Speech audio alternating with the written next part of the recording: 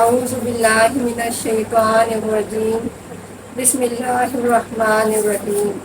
شروع اللہ کے نام سے جو بہت بےحد مہربان اور نہایت رحم والا ہے۔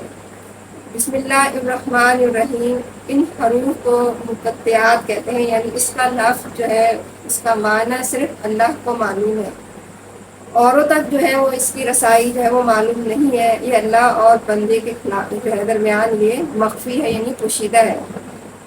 ہم آج پڑھ رہے ہیں قرآن کی تفسیر، آیات کی تفسیر اور ترجمہ۔ سورہ فاتحہ مکیۃ، سورہ فاتحہ مکی ہے، وہیہ سبعۃ آیات، اور یہ 7 آیات ہیں۔ الحمدللہ رب العالمین، یعنی سورہ فاتحہ شروع کرنے سے پہلے یعنی اس سورہ کو کیا کہتے ہیں؟ سورہ فاتحہ۔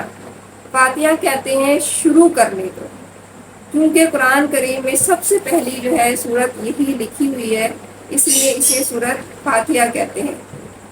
اور اس سورت کو الحمدللہ رب العالمین، اس سورت کو نماز میں قرات بھی اسی سے شروع ہوتی ہے۔ اس کا نام ام الکتاب ہے، یعنی کتاب کی ماں، اور اس کو سورہ شفا بھی کہتے ہیں، یعنی اس سے شفا حاصل ہوتی ہے۔ الحمدللہ رب العالمین، سب تعریفیں اللہ کے لیے ہے، رب العالمین جو تمام جہانوں کا رب ہے۔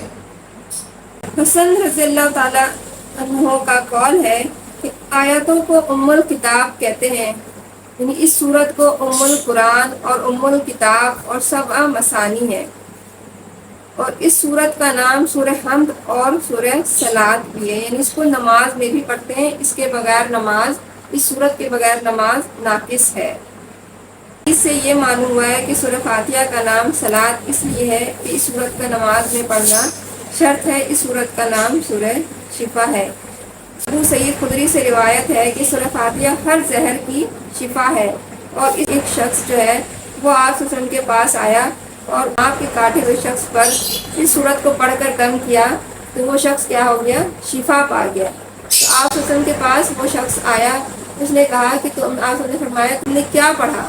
اس شخص نے کہا کہ میں نے کوئی زیادہ خاص نہیں پڑھی، سورہ فاتحہ مجھے یاد تھا، میں نے وہ پڑھ کر اس شخص پر دم کیا اور وہ شفا پا گیا۔ تو قرآن پاک کی سورت جو ہے الحمدللہ رب العالمین، یعنی تمام تعریفیں اس اللہ کے لیے ہے جو تمام جہانوں کا پالنے والا ہے۔ صدق اللہ العظیم۔ کے بارے میں مزید تفسیر میں آپ کو اگلی ویڈیو میں بتاؤں گی۔